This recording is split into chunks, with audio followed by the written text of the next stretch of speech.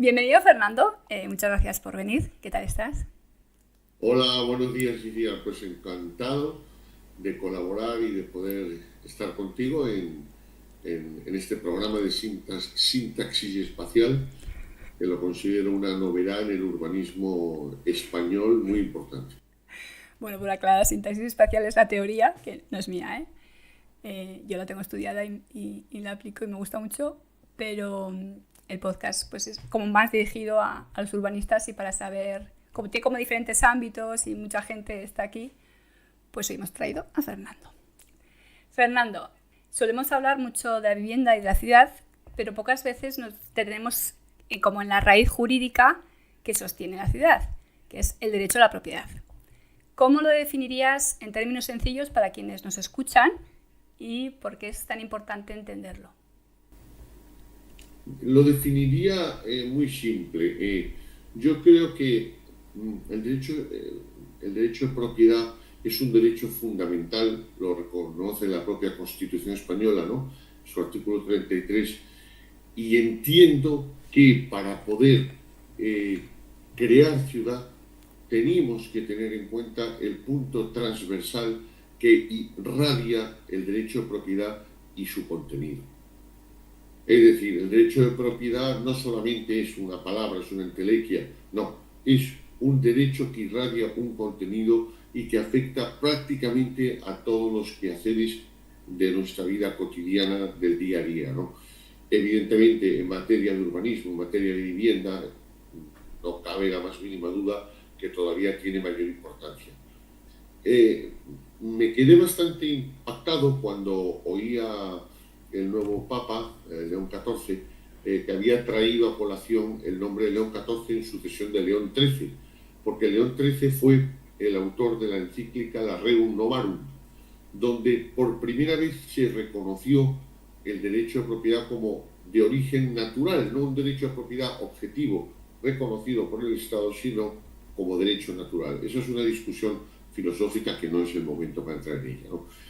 En cualquiera de los casos, esto fue una reacción del Papa León XIII a la revolución industrial que había existido a finales del siglo XIX, ¿no?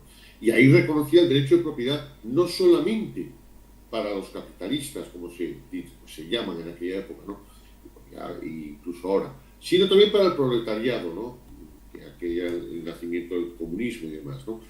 Es decir, que reconoce el derecho a propiedad para todos los ámbitos de la sociedad. También decirte, y concluyo esta tu primera pregunta, que estoy profundizando en los orígenes de la Guerra Civil Española, porque es un tema que me apasiona.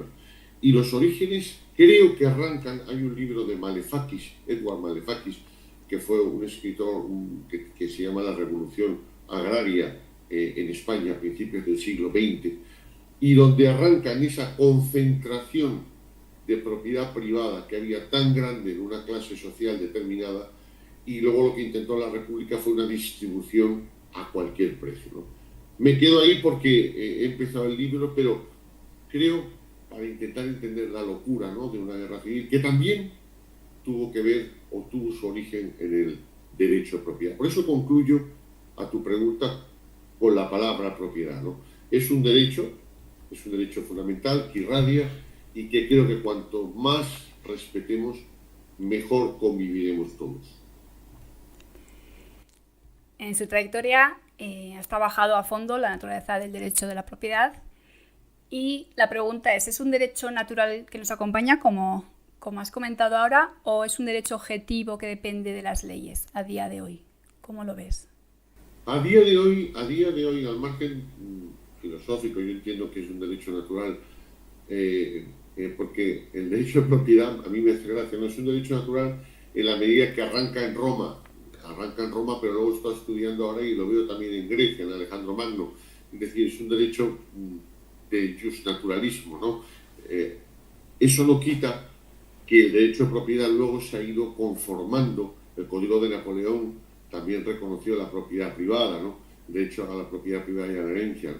Eso no quita que luego se ha ido, de alguna forma, delimitando su contenido con arreglo a las leyes, que es prácticamente lo que dice el artículo 33 de la Constitución española. Resumiéndote, sí creo que el derecho a propiedad pueda tener un fundamento, no un origen, un fundamento justnaturalista, pero que evidentemente es un derecho de propiedad no ilimitado, no está limitado, y entre otras cosas está limitado por el urbanismo. No te olvides que en España, hasta 1956, el derecho de propiedad solamente estaba limitado por el Código Civil. Y bueno, las leyes de ensanche, pero esas leyes limitaban poco. Fue la primera ley del suelo del año 56 la que empezó a delimitar el contenido del derecho de propiedad. Vale, espera, por preguntar, así, de primero de derecho. Si tienes derecho a propiedad, entiendo que te reconocen que eres una persona. O sea, que no eres una persona libre, quiere decir que no eres una esclava o... Entiendo. Bueno, el tema de las mujeres me imagino que habría venido más tarde, pero si no tienes derecho a la propiedad, eres una esclava, ¿o cómo va? O sea, ¿cuál es el razonamiento? No, vamos a ver. Si no tienes derecho a la propiedad, yo me parece fuerte la palabra, esclava. Yo te diría que hay como dos ideas filosóficas. Me voy a remitir a los últimos 20 siglos. No voy a remontarme a Egipto ni a la época de la prehistoria, porque entre otras cosas no la conozco bien en cuanto al derecho de propiedad. Vale. Pero la parte que arranca desde... y te voy a contar una anécdota curiosa que me pasó dando clase en la Carlos III. Perdón, en la Rey Juan Carlos, en Introduction to Civil Law, ¿no? Con un alumno alemán que es de los mejores alumnos que he tenido en mi vida. Bueno, a lo que te voy. El derecho romano creó el derecho de propiedad, dio continuidad a un derecho de propiedad, vamos a decir que nace en Grecia, ¿no? O que continuó en Grecia. Y nosotros, de alguna forma, estamos imbuidos por el derecho romano, nos guste o no. Y entonces para nosotros la propiedad está por encima de todo. ¿Qué pasó? Que luego vino las invasiones bárbaras, entre comillas, por llamarlos bárbaros, a los pueblos germánicos, que invadieron Europa, viniendo todos aquellos del Cáucaso y de aquella parte. Y ahí se rompe esa filosofía o esa estructura del derecho de propiedad por la posesión. Es decir, para los países nórdicos, por eso vienen luego aquellas preguntas que tú más hemos comentado, esos temas sobre países como Viena o como Dinamarca o como Estocolmo o Suecia, en donde la Gewere, que es el nombre de la posesión, tiene más importancia que el derecho de propiedad. Entonces son dos versiones distintas de ver que todavía esto está influyendo en el día a día de hoy. Vale, espera un poquito. ¿La Gewere qué significa? Que no la entiendo. La Gewere es la palabra posesión en alemán. Pero posesión... Posesión. Yo te poseo. Eres mío. No, pero con la posesión, es decir, yo tengo en mi poder, pues poseo un papel o la posesión. La posesión, por ejemplo, en los casos... ¿Y qué dice? El arrendamiento de una vivienda, tú en teoría no tienes el derecho a propiedad, tú tienes una posesión temporal de la vivienda.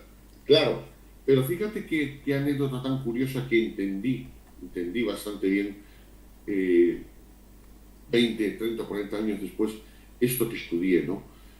Cuando yo daba clases en la Universidad Rey Juan Carlos, alumno alemán, discutimos sobre, él era arrendatario y me decía, no, es que yo tengo el dominio. Yo le decía, no me acuerdo cómo se llamaba. Digo, no, tú no tienes el dominio. El dominio lo tienes si tuvieses el derecho a propiedad, tú eres arrendatario, tú tienes la posesión. Y él me decía, no, el arrendatario tiene el dominio, yo lo que no tengo es la propiedad. O sea que ya distinguía entre dominio y propiedad, cuando para nosotros dominio y propiedad es lo mismo, ¿no? Te quiero decir que el concepto de posesión asimilado a dominio y con un mayor bagaje histórico dentro de cada ciudad o dentro de cada país influye mucho. Y para este señor, que era un espectáculo de alumno, Él tenía el dominio porque era arrendatario de una vivienda, cosa que yo entiendo que no. Si eres arrendatario tienes la posesión, si eres propietario tienes el dominio. Para mí es así, y entonces, pero para él no. Vale, es que quiero entender a los nórdicos. Entonces, ellos nunca son propietarios, tienen posesión. Se me escapan los matices, no entiendo la diferencia. Es como, nunca va a ser de mío, nunca jamás, siempre va a haber algo superior a ellos. ¿Esa es la filosofía? Eso es.